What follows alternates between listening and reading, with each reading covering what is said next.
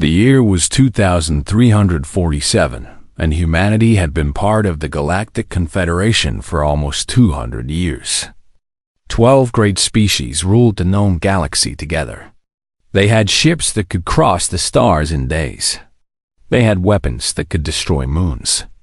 They had civilizations that were millions of years old. Humans were the newest members. They were also the weakest, or so everyone believed. Admiral Jack Morrison stood at the window of his quarters aboard the human flagship Endeavour. He was 58 years old, with gray hair and tired eyes. He had served in the human fleet for 35 years. In all that time, he had never fired a weapon in anger. Humans kept the peace. They traded. They talked. They waited outside his window. The massive space station called Nexus Prime floated in the darkness. It was the center of galactic politics. Representatives from all 12 species met there to make decisions that affected trillions of lives. Morrison did not like Nexus Prime. He did not like the way other species looked at humans. They smiled, but their eyes showed what they really thought.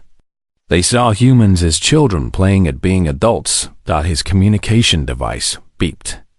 It was a message from Ambassador Laura Bennett, the human representative to the Confederation Council. "Admiral, please come to the council chamber.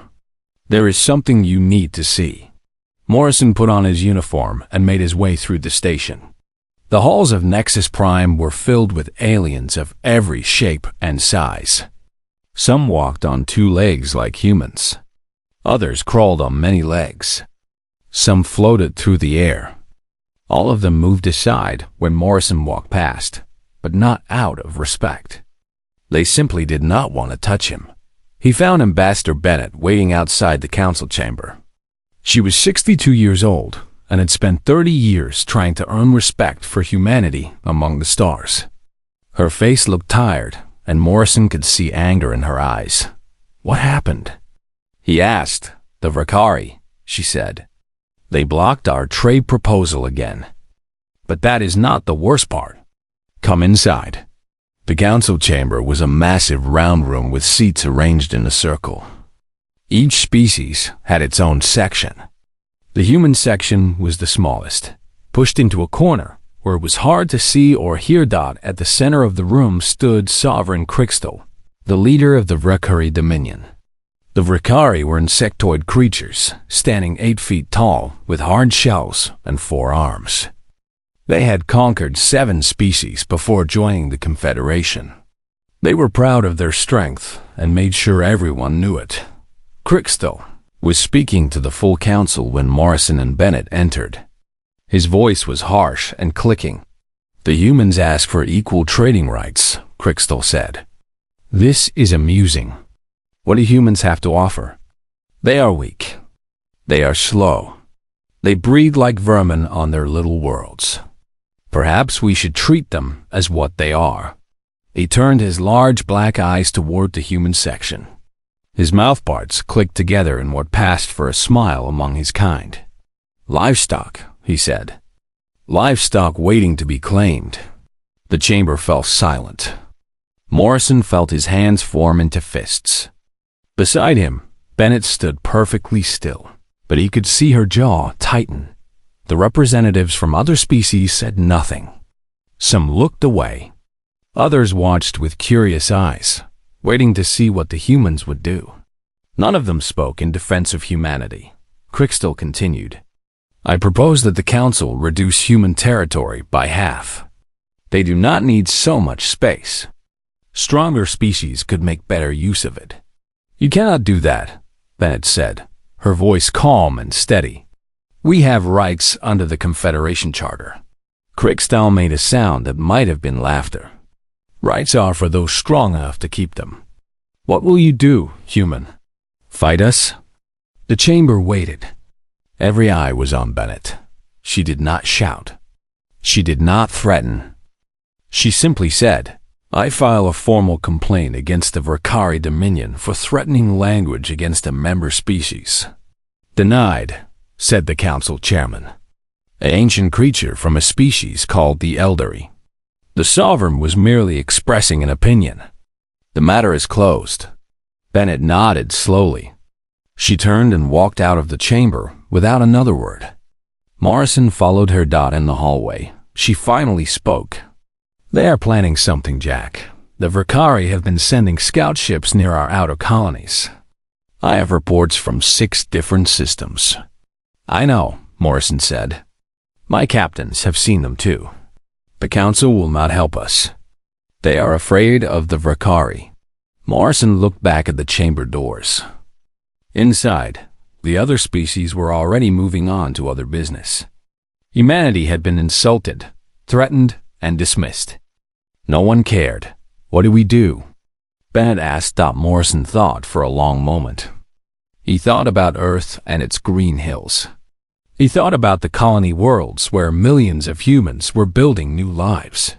He thought about the children who had never known war, who believed the galaxy was a place of peace. We wait, he said. We watch. And we prepare. Prepare for what? Morrison did not answer. He did not need to. They both knew what was coming. In the weeks that followed, more reports came in. Verkari ships were seen closer and closer to human space. They made no hostile moves, but they were always watching, always measuring. The Confederation Council ignored human concerns. Other species offered empty words of support, but did nothing. The Verkari grew bolder every day. On Earth, in the deep bunkers beneath the military headquarters, officers dusted off plans that had not been opened in decades. Factories that made farming equipment quietly began making other things. Scientists worked on projects that had no names and no official records. Humanity smiled at the galaxy. They traded. They talked. They waited. But in the shadows, they remembered what they were. They remembered the wars of their past, the terrible things they had done to each other before they reached the stars. They remembered what humans were capable of when pushed too far. The Verkari saw a weak species waiting to be conquered. They did not see what was hiding beneath the surface. They did not understand what they were about to wake up. 3 months later, they would learn. And the galaxy would never be the same. Deep beneath the mountains of Switzerland, in bunkers that had existed since the old wars of Earth, the leaders of humanity gathered. They came from every colony, every station, every ship. They came in silence, their faces hard and cold. President Daniel Carter stood at the head of the long table. He was a quiet man, 60 years old, known for his gentle voice and patient manner. In his entire political career, he had never raised his voice in anger. Today was different. I have watched the recordings from New Haven, he said. His voice was steady, but something burned behind his eyes. I have seen what they did to our people. I have seen children torn from their mothers. I have seen men and women treated like animals. He placed his hands flat on the table. This will not stand. General Beth Harper sat to his right. She was the supreme commander of all human military forces, a woman of 63 who had spent her life preparing for a war she hoped would never come. She had gray hair cut short and eyes that had seen too many battle plans. The Confederation has refused to help, she said. The Verkari believe we are too weak to fight back. They believe we have nothing that can threaten them. They are wrong, said a voice from the end of the table. Everyone turned to look at Dr. Victor Lane. He was a thin man in a white coat, with glasses and nervous hands. He led a project that officially did not exist. Tell them, President Carter said. Dr. Lane stood up. He pressed a button and a holographic display appeared in the center of the room. It showed warships, but not like any the Confederation had ever seen. For 150 years, humanity has shown the galaxy our public fleet, Lane said. 247 ships, mostly patrol vessels and light cruisers. This is what the Verkari expect to fight. He pressed another button. The display changed. Now it showed hundreds of new ships, massive and dark, bristling with weapons. This is what they will actually fight. 832 warships, hidden in bases across human space. Battleships, carriers, destroyers, all built in secret, all waiting for this day. The officers around the table stared at the display. Some of them had not known. Even among the military, the Shadow Fleet was a secret shared by very few. "How is this possible?"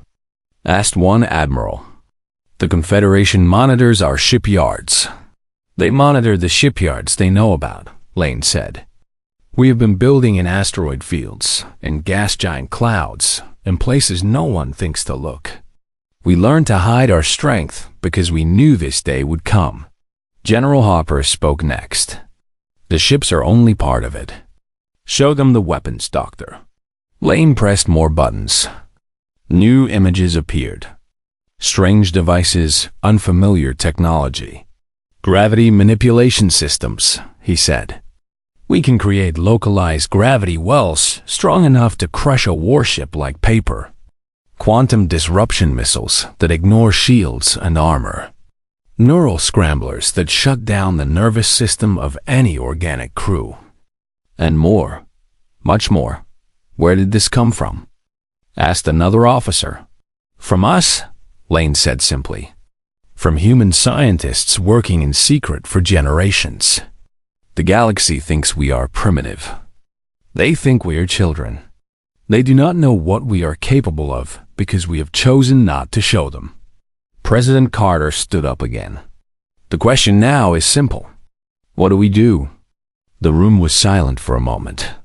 Then General Harper spoke. "We free our people. We destroy the Ricari military. We make an example that the galaxy will never forget." "That means war," Carter said. "Total war. Once we begin, we cannot stop until it is finished." "I know." Carter looked around the table. He saw the faces of admirals, generals, scientists, and politicians. He saw anger. He saw determination. He saw the cold resolve of people who had been pushed too far. "Is there anyone who objects?" he asked. No one spoke. "Then we are decided." Carter turned to a communication officer.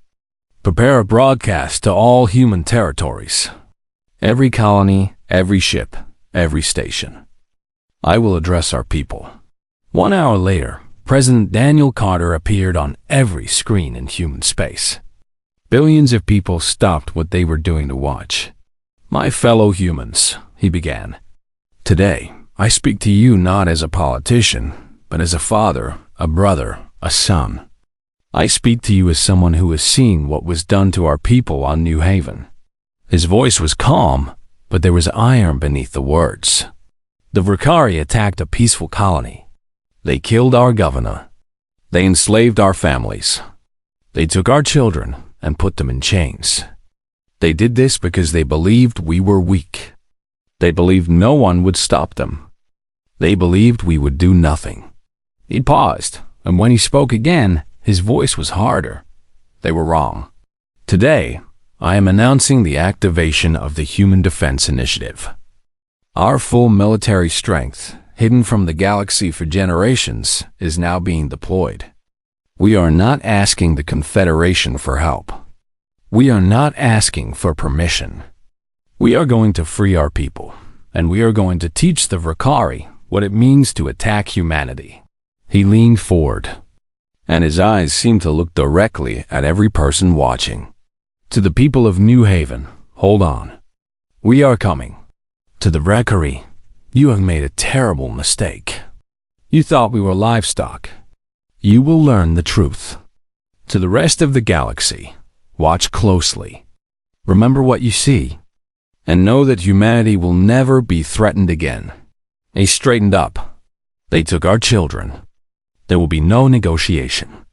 There will be no mercy. There will only be justice." The broadcast ended. Across human space, something stirred. In every city, on every colony, people who had lived peaceful lives felt something old wake up inside them. It was the memory of what their ancestors had been: warriors, survivors, builders, of empires and destroyers of nations. Recruitment centers were overwhelmed. Millions of civilians volunteered to fight. Factories switched from making consumer goods to weapons of war. Scientists abandoned their research to work on military projects. The Shadow Fleet began to move. 800 warships emerged from their hiding places and gathered information. They were joined by the public fleet, bringing the total to over 1,000 ships. Admiral Jack Morrison stood on the bridge of his flagship and looked at the fleet assembled before him. In all his years of service, he had never seen such a force. It was beautiful and terrible at the same time. "Set course for the Kepler sector," he ordered. "Best speed." Commander Nathan Cole, now his tactical officer, stood beside him. "Admiral, the Valkyrie have 40 ships at New Haven. We have over 1,000. This will not be a battle." Morrison nodded slowly. "No, Commander. It will not be a battle. It will be a message." "What kind of message?" Morrison turned to look at the young officer. His eyes were cold in a way Cole had never seen before. The kind a galaxy will remember for 1,000,000 years. The fleet jumped to faster than light speed. The stars stretched into lines of light. Humanity was going to war, and the universe would never be the same. Far away. On New Haven, the Valkyrie had no idea what was coming. They continued to process their new slaves, confident in their power. They believed they had won. They did not know that their entire civilization had just been given a death sentence. New Haven was a beautiful world. It circled a quiet yellow star in the Kepler sector, far from the busy trade routes of the galaxy. Green fields stretched across its continents. Clean rivers ran through valleys. 2,300,000 humans called it home. Governor Marcus Webb stood on the balcony of his office and watched the sunset. He was a big man with rough hands, a former farmer who had been elected to lead the colony. He loved New Haven like he loved his own children. It was a peaceful place where families grew food, raised children, and lived simple lives far from the politics of the galaxy. Below his balcony, the capital city was settling down for the evening. Lights came on in homes. Children played in the streets. Somewhere, a woman was singing. His assistant, a young man named Kyle, entered the office. "Governor, there is a message from the defense garrison. Captain Torres wants to speak with you." Webb frowned. Ryan Torres was the commander of the small military force protecting New Haven. He was a serious man who did not call without reason. "Put him through," Webb said. Torres appeared on the screen. His face was pale. "Governor, we have a situation. Long-range sensors have detected a fleet entering the sector. 40 warships. Whose ships?" Torres paused. "Valkyrie." Webb felt his stomach drop. "That cannot be right. We are in human space. They have no reason to be here." "I know, sir. But they are coming. They will be here in 3 hours."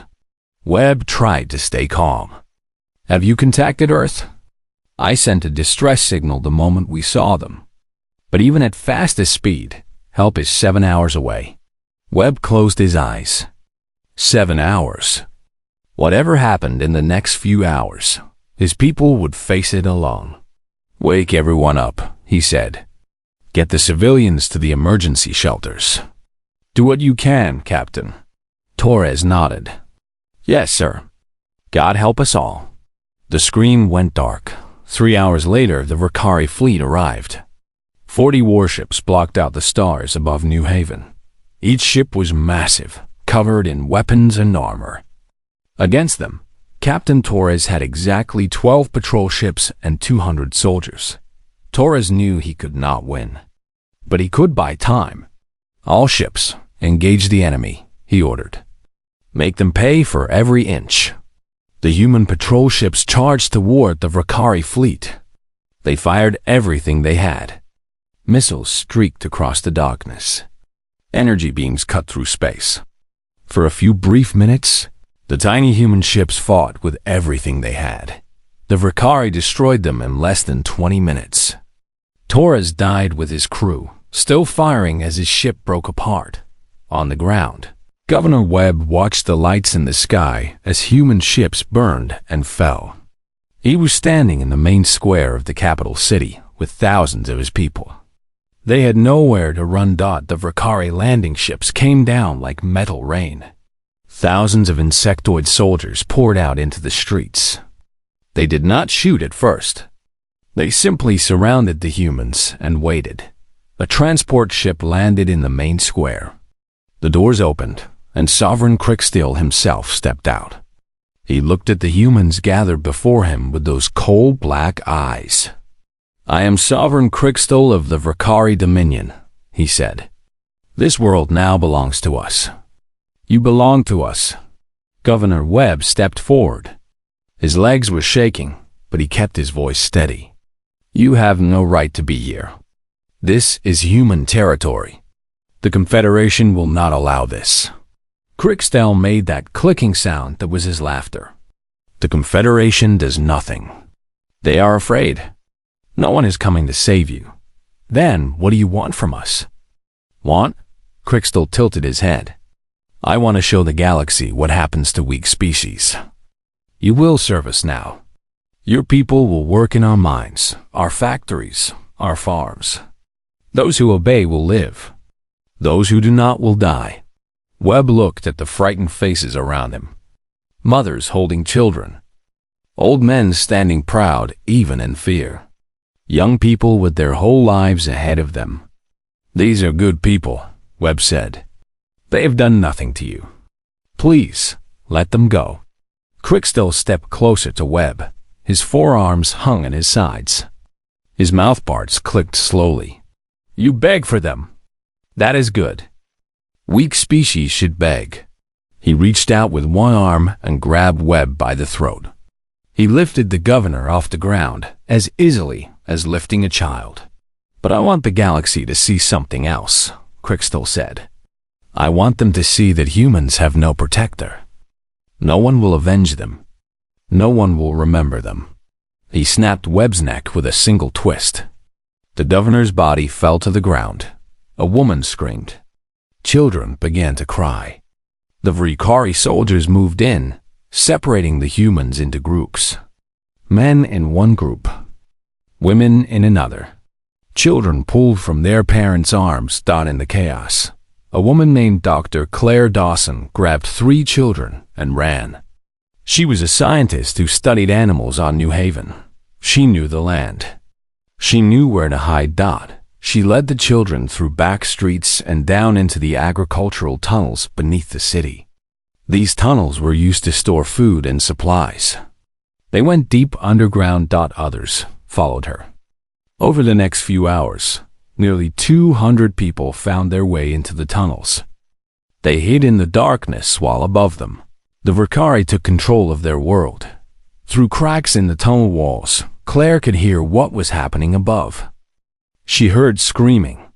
She heard the harsh clicking voices of the Vakari giving orders. She heard things she would never speak of, not even years later. On Nexus Prime, the Confederation Council met in emergency session. Ambassador Laura Bennett stood before them with tears in her eyes. "The Vakari have attacked a human colony," she said. 2 million innocent people are being enslaved as we speak. We demand action." The council members looked at each other. The chairman, the ancient Eldari, spread his thin hands. "This is a matter between humans and Vakari," he said. "The Confederation cannot intervene in bilateral disputes." "Bilateral disputes?" Bennett's voice cracked. "They are killing our people." "The Vakari are a powerful member of this confederation," said another representative, a tall, thin creature from a species called the Marvani. "We cannot risk war with them over a single colony." "Then you are cowards," Bennett said. "All of you." No one answered. No one met her eyes. They were afraid. They were relieved that the Vakari had chosen humans instead of them. Bennett looked around the chamber one last time. She saw the truth in their silence. Humanity stood alone. She walked out of the council chamber without another word. She did not cry. She did not scream. She simply walked to the human embassy and sent a message to Earth. The message contained only 3 words. They will pay. 7 hours after the attack, human warships finally arrived at New Haven, but by then, the Vrekari had already done their worst. The colony was under complete control. Nearly 1.5 million humans were already in chains. The human ships could not attack without killing the hostages. They could only watch and wait and send word home.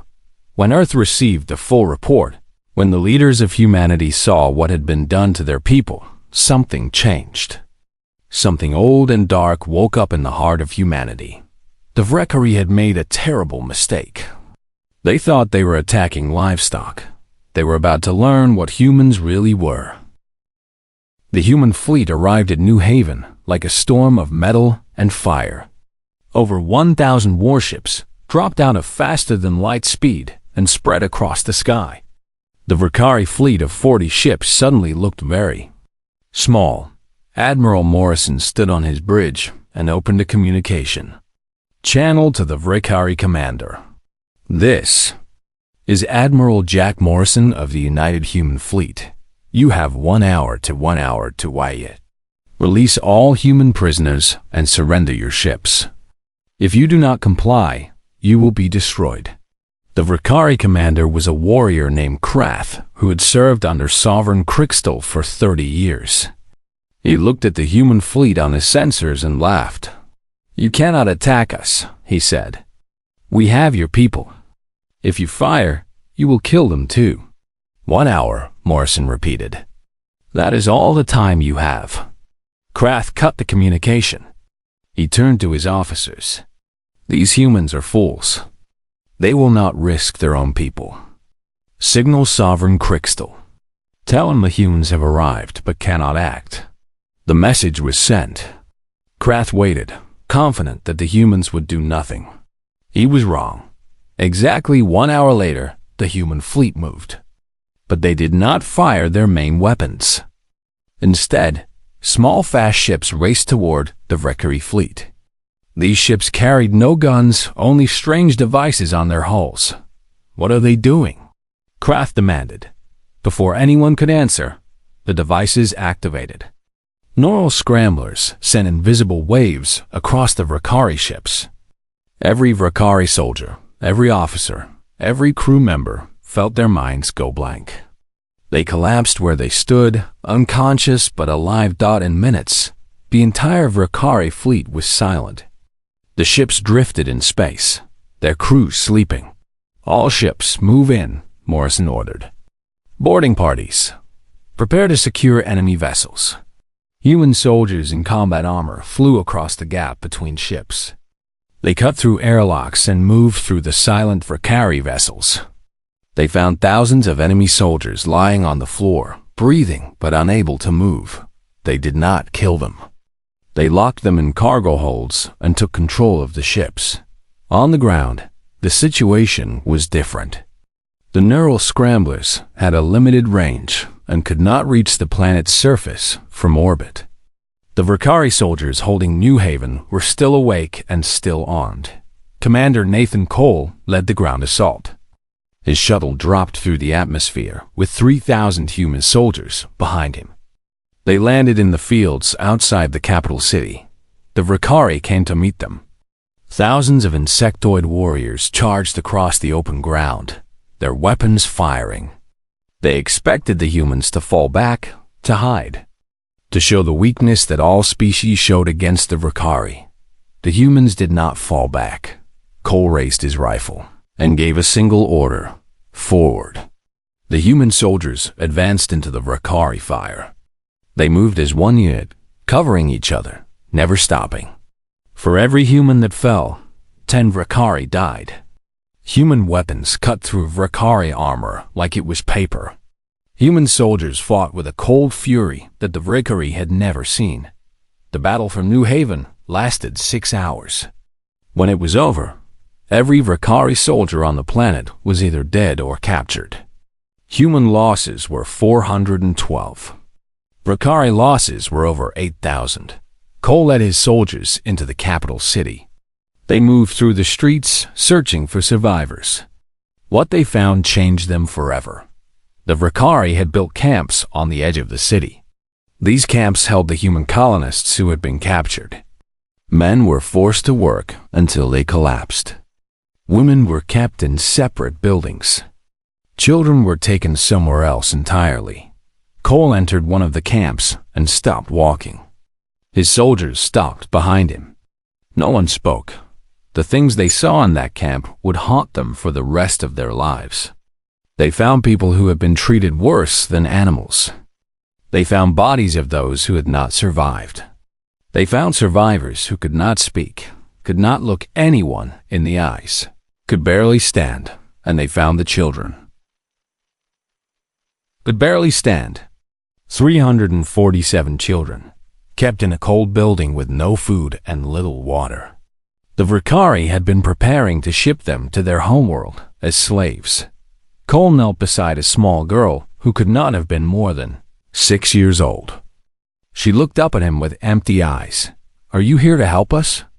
She whispered. Cole could not answer. His throat was too tight. He simply nodded and picked her up in his arms. In the underground tunnels, Dr. Claire Dawson heard the sounds of battle stop. She had been hiding for days with nearly 200 survivors. When human soldiers finally found them and opened the tunnel doors, she collapsed to her knees and wept. The rescue of New Haven took 3 days. 847,000 survivors were found and given medical care. The rest, nearly 1.5 million people, had not survived their captivity. When Admiral Morrison received the full report of what the Vakari had done, he went to his quarters and sat alone for an hour. When he came out, his face was made of stone. "Set course for Vakari space," he ordered. "We are not finished." The human fleet did not stop at New Haven. They pushed into Vakari territory, destroying military bases and freeing conquered worlds. Other species that the Vakari had enslaved were released from their chains. They watched in amazement as the humans burned through the Vakari, dominion like fire through dry grass. The Vakari tried to negotiate. They sent diplomats to meet with Morrison. The admiral listened to their offers of peace, their promises to release human prisoners, their pleas for mercy. He sent the diplomats back with a simple message: "You taught us what you are. We learned." The war lasted 18 months. In that time, the human fleet destroyed over 300 Vakari warships. They captured 20 Vakari military bases. They freed 6 species that had been living under Vakari rule for centuries. The Confederation watched in shock. They had believed humans were weak. Now they saw the truth. Humans were not weak. They had simply chosen not to show their strength.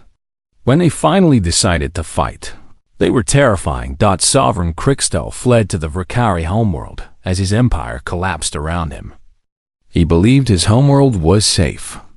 It had massive defense platforms, millions of soldiers, and shields that could stop any attack. He was wrong about that too. The human fleet surrounded the Vakari homeworld. 1,000 human ships against the greatest defenses the Vakari had ever built. Morrison broadcast a final message to the planet below. "Sovereign Crixtel, you called us livestock. You enslaved our people. You killed our children. Now your empire's gone. Your fleet is destroyed. Your military is broken. You have nothing left."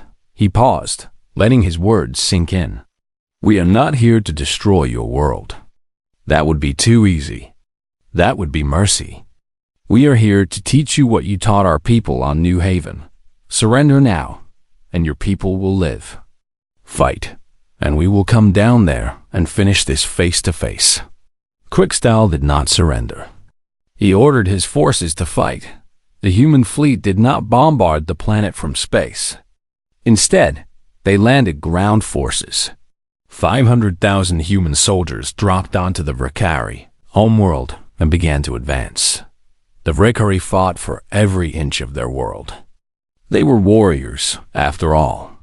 But the humans had become something else. They had become the thing that other species told stories about to frighten their children. The battle for the Vakari homeworld lasted 3 weeks. When it was over, the Vakari military no longer existed. Sovereign Crickstill was captured alive, dragged from his bunker by human soldiers who refused to let him die. The war was over. Now came something worse than war. 5 years had passed since the fall of the Vakari homeworld. The galaxy had changed in ways that no one expected. The Confederation Council met on Nexus Prime, just as they always had. But now, when the human representative spoke, every other species listened in complete silence. Ambassador Larva Bennett had become the most respected voice in galactic politics. When she made suggestions, they were followed. When she expressed concerns, they were addressed. No one called humans livestock anymore. The other species had expected humanity to commit genocide after the war.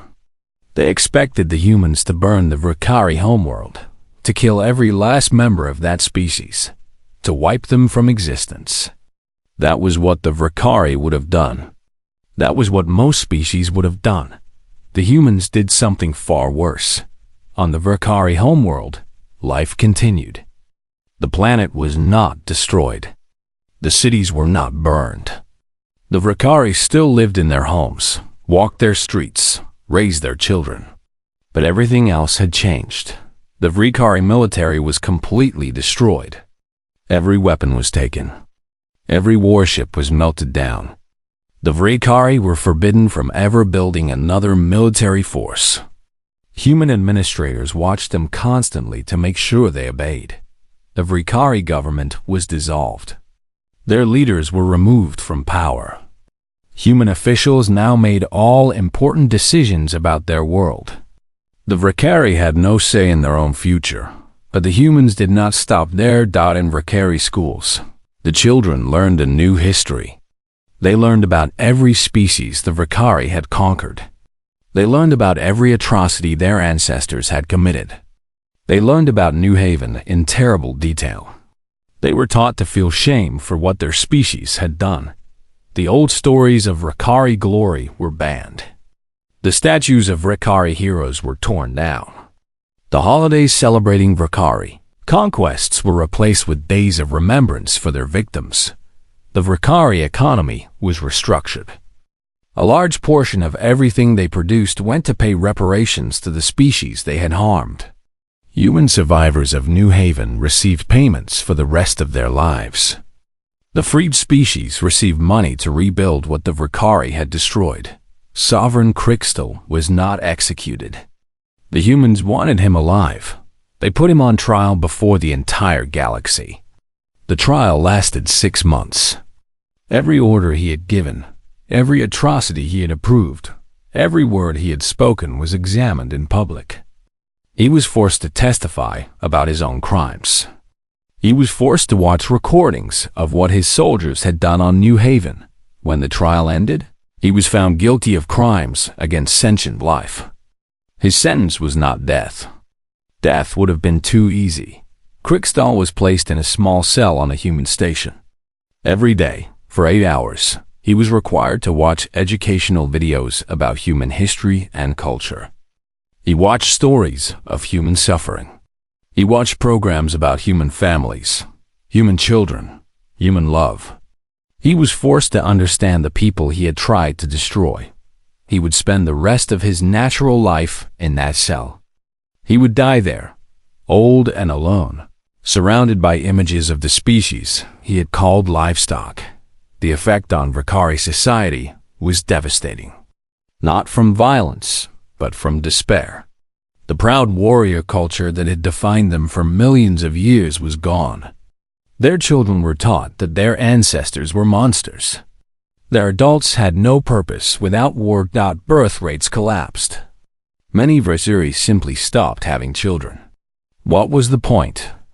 Their species had no future no glory, no pride. They existed only as a warning to others. In the 50 years after the war, the Vakari population fell by 60%. Not from killing, but from a species that had lost the will to continue. The galaxy watched all of this with growing fear. But it was not the kind of fear they expected. A Drakari ambassador was recorded speaking to his government in a private meeting. The recording was later made public. The humans did not kill the Vakari, he said. They killed what it meant to be Vakari. They destroyed their culture, their history, their identity. They turned a proud species into a living memorial to human memory. I do not know which is worse. He paused, and his voice dropped lower. We must never give the humans a reason to do this to us. Other species reached the same conclusion. In the years after the HFY War, 3 aggressive species quietly dismantled their own military programs. They sent peaceful messages to humanity. They made sure their diplomats were always polite, always respectful, always careful, that no one wanted to be the next Vakari on Earth. Admiral Jack Morrison retired from the military. He was 70 years old and tired in a way that sleep could not fix. He had done what needed to be done, but it had cost him something he could never get back. He moved to a small house in the mountains and tried to forget. He could not. 5 years after the war, he traveled to New Haven. The colony had been rebuilt. New cities stood where the old ones had fallen. Children played in the streets again. But there was also a memorial, a wall of stone that stretched for miles, covered with the names of those who had not survived. Morrison stood before the memorial alone. Then he heard footsteps behind him. It was Nathan Cole, now a captain with his own ship. He had also come to pay his respects. The 2 men stood together in silence for a long time. The sun was setting over the green hills of New Haven, just as it had on the day the Vakari came. I used to wonder if we went too far, Morrison said quietly. I used to wonder if what we did to them was right. Cole did not respond immediately. He was thinking of the camps, of the children they had found, of the empty eyes of survivors who could not speak about what had been done to them. Then I remember the faces of the children we found in those camps, Morrison continued. I remember what the Vakari did when they thought no one could stop them. And I do not wonder anymore. Cole nodded slowly. The galaxy will never forget what we did to the Vakari. Morrison turned to look at the younger man. His eyes were sad but certain. That is the point. They stood together until the sun went down. Then they went their separate ways, carrying the weight of what they had done. 50 years after the HFY War, a Confederation historian wrote a document that would be studied for centuries. In it, he tried to explain why no species had ever attacked human territory since that terrible conflict. When asked why no species has threatened human space in half a century, historians do not point to human weapons or fleet strength. These things can be matched, given enough time. They point instead to the Vakari homeworld, where a once mighty civilization now exists as a living monument to human memory. The humans have a saying from their ancient past: those who forget history are doomed to repeat it. The Vakari War taught the galaxy that humans do not forget, and they make certain no one else does either. Other species destroy their enemies. Humans destroy what their enemies believe about themselves. They do not kill bodies. They kill meaning. They do not erase species. They erase pride. This is why the galaxy fears them. Not because they can fight, because they can remember, and because they will spend 1,000 years making sure that everyone else remembers too. The document was distributed to every member of the Confederation. It was required reading for every diplomat, every military officer, every government official who might ever have contact with humans. It ended with a simple warning: be kind to the humans. Be fair to them. Never give them reason to remember you as an enemy. Because if you do, they will not destroy you. They will do something far worse. They will make you destroy yourself, slowly, over generations, while the whole galaxy watches. The Valkyrie learned this lesson. Let us be wise enough to learn it from them. In the silence of space, on 1,000 worlds, the lesson was remembered. And humanity continued on its path, smiling at the galaxy, trading, talking, waiting, always waiting. Because humans never forget. And they never forgive. And in the ruins of a broken empire, the last Valkyrie children learned the names of the people their ancestors had wronged, and wondered if their species would ever be allowed to stand proud again. They knew the answer. Everyone knew the answer. No, not ever. Not while humans remembered. And humans would remember forever. That was the fate worse than anyone imagined.